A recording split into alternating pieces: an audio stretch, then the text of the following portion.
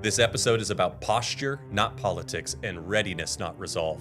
Over the past few weeks, Iran experienced a surge of protests that briefly outpaced the regime's response. Many observers focused on whether this would become a turning point. Today, we're examining something more structural: whether the United States was positioned to influence events even indirectly. Strategy is not what you say in a crisis, it's what you've already put in place before one begins. In this case, forced posture, regional access, and strategic prioritization shaped the decision space long before the crowds gathered.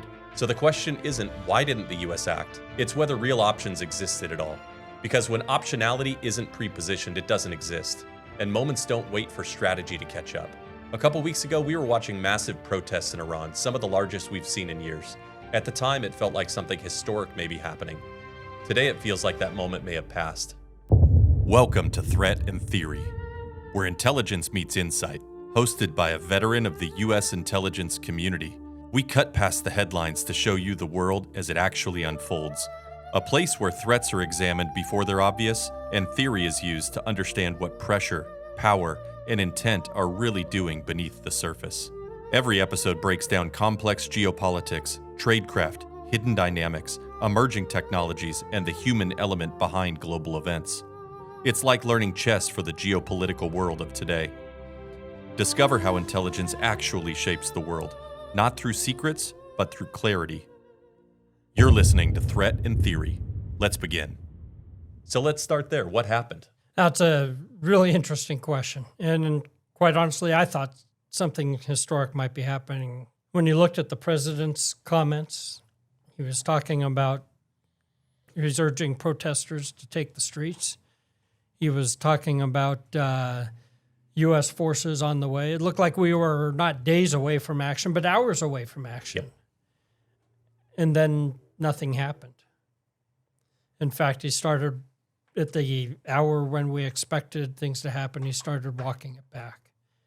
And the first thought was, well, maybe he thought better.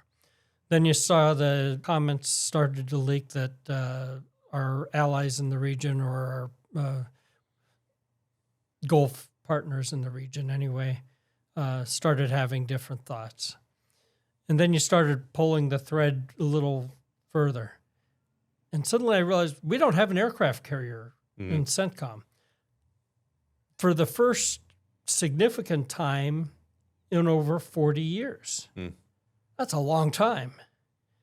And so I started looking at why is that? And it comes down to the national security strategy that President Trump signed just a few months back, which de-emphasized the Central Command region. This is for the first time in over 40 years we have not had a U.S. aircraft carrier, and that in that region. And that is huge, because what an aircraft carrier is 4.5 acres of sovereign U.S. territory anywhere in the world. Without it, we are dependent on the cooperation of our partners. And when Qatar says, no, we don't want you to launch strikes from our territory, when Saudi Arabia says, no, we don't want instability in the area, when Kuwait says, we'd rather not, we're kind of hamstrung. Mm-hmm. But if we have a couple of aircraft carriers there, we can say thanks, but we're going to go ahead and do it anyway because it's in our national interest. Mm-hmm. And so we missed an opportunity. That doesn't mean we still won't act, but that opportunity was missed. Mm-hmm. And at the same time, a personal tragedy, well, beyond a personal tragedy, anywhere from thousands to tens of thousands of Iranians were mowed down by automatic weapons by their government while we were encouraging them to take the streets. Do you feel like we were asking them to protest and then we weren't backing it up with support? Yes. Bottom line. We were asking it. I think they were taking to the streets even as they were being mowed down for well over, I think indications were well over 48 to 72 hours after the the Islamic Republic regime. And don't get me wrong, I am not holding President Trump responsible for the actions of the of the Islamic Republic regime. Ayatollah Khamenei is entirely culpable and accountable for what he did by declaring war on his own people. Yeah.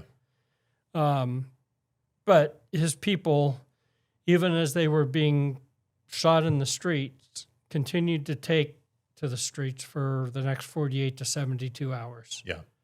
And they were promised help, and it never came. Yeah. The numbers that we're seeing of death tolls, are they being minimized, you think? Or are we seeing actuality?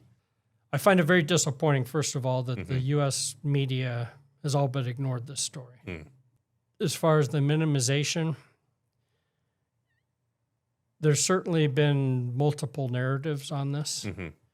I've seen numbers anywhere from the regime's own numbers, which are about 5,000. I think it's very low. Yeah. I've seen opposition numbers up to 40 or 50,000. I think it's probably a little high. I think probably the most reliable numbers above 20,000. 20,000 people unarmed taking to the streets. And those aren't the 100, 200, 300,000 people who were injured. And what's gone on since then.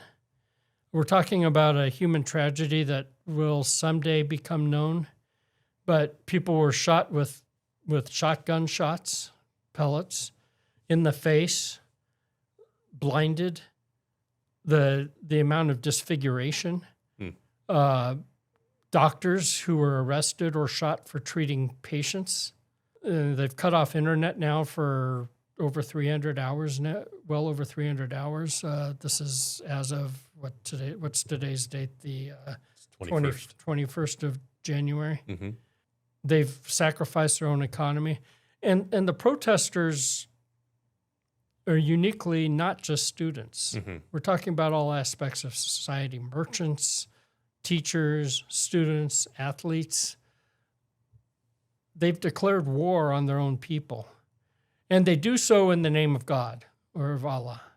So before we dive into Iran specifically, I know we're talking about Iran right now. Can we take a look back? And what did the 2025 National Security Strategy actually imply for CENTCOM?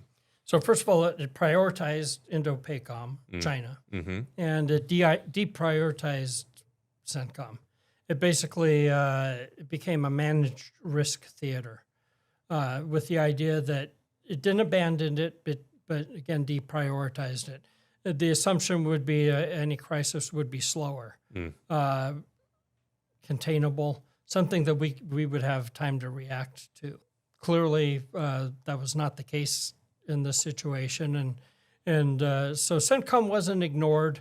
It was just accepted as a place where we could tolerate some risk. So when people hear about tolerating risk or managing risk, what exactly does that mean? Fewer permanently assigned assets. There's a reliance on a rotational presence, a thin defensive depth.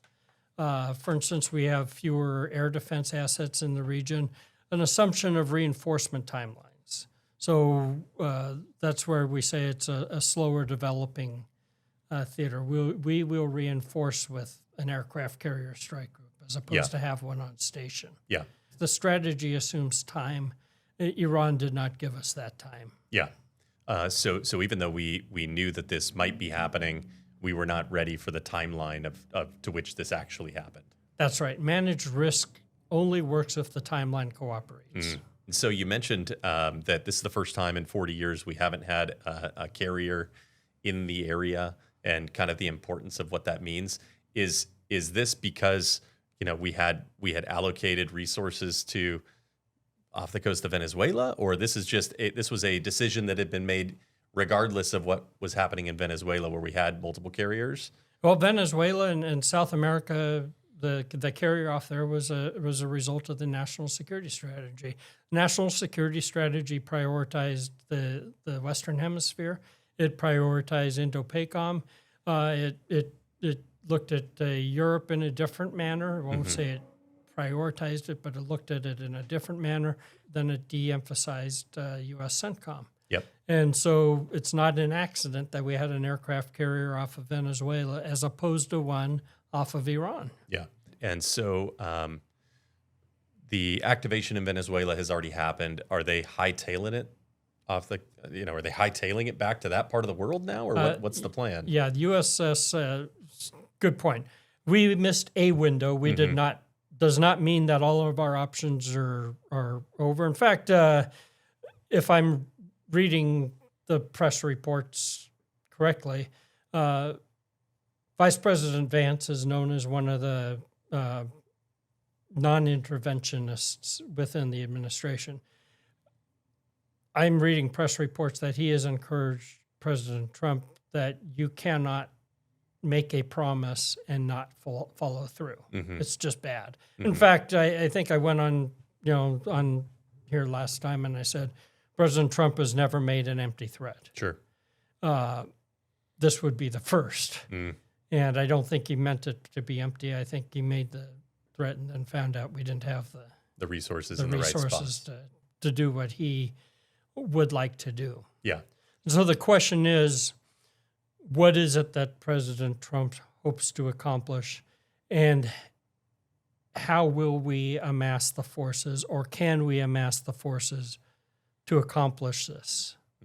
If President Trump hopes to make a symbolic strike, that's easy. If he hopes to take out their nuclear, what's left of their nuclear capability, which they are actively regenerating, we can do that. If he hopes to take out their nuclear and missile capability, again, multi-day, activity, another thing. If he hopes to set the stage to overthrow the regime and breathe life into the protests, which have been brutally put down and are no longer active, that's going to take a lot more forces. Now, USS Abraham Lincoln and the Carrier Strike Group has already transited from the U.S. Indo-PACOM area of responsibility eastward through the Strait of Malaga. I've heard rumors, but I can't confirm, that USS George Bush Carrier Strike Group has left Norfolk, and it might be transiting to the Middle East also. But 2 carrier strike groups are probably a minimum for sustained operations. So you could do it with one as a beginning, but we've also moved additional air defense assets into the region, particularly to Israel. Israel was one of the countries that objected to us launching the previous strike because they've spent a sufficient number of their air defense assets on the previous go around. Yeah. And so they were pretty thin on anti-missile defenses. Yeah. And so we've sent additional assets into Israel. And I'm sure that any time we attack Iran, the first thing that they would do would be to send missiles into Israel. So at this point, you had discussed previously that that Ayatollah Khamenei may be looking for an out. At this point, is he still in the country? He's still in the country, and in fact, unless and until there's a fracture among the IRGC, the Iranian Revolutionary Guard Corps, and his inner circle, he seems to be willing to stick it out. We've seen some fracturing at the edges, some fraying at the edges, but we haven't seen that fundamental fracture that we were looking to see. And that was kind of that phase 2, phase 3 type of thing, where phase 2 is all about the protesters. Boy, did they set the stage! But just that phase 3 never really happened to where we saw the fracture of discipline, or the fracture where you saw a defection among a key unit. We saw a couple isolated incidents with local constabulary, but never a key unit. Yeah. That was probably as close a situation to him falling as you can get. And I think that's what Trump is thinking, is maybe I can just push him over the edge. Yeah. So we're going to continue to monitor this situation. It's still very warm, even though there's not the active protest happening. Is that an accurate assumption? The last chapter has not been written, and I'll tell you this. Khamenei has stopped the protests for now. Don't think for a minute that he has restored legitimacy of his government. There's protests, there's chants happening at funerals. The economy is not opened up yet. There's still troops on the street. Yeah. Iran is a tinderbox. All right. Well, we're going to continue to monitor this here on Threat and Theory, and I just want to say thank you again to retired Naval Intel Officer Captain Howard Hart for joining me today and bringing me up to speed on kind of what is happening and what continues to happen as we monitor the Iran situation. And thanks again for tuning in to Threat and Theory.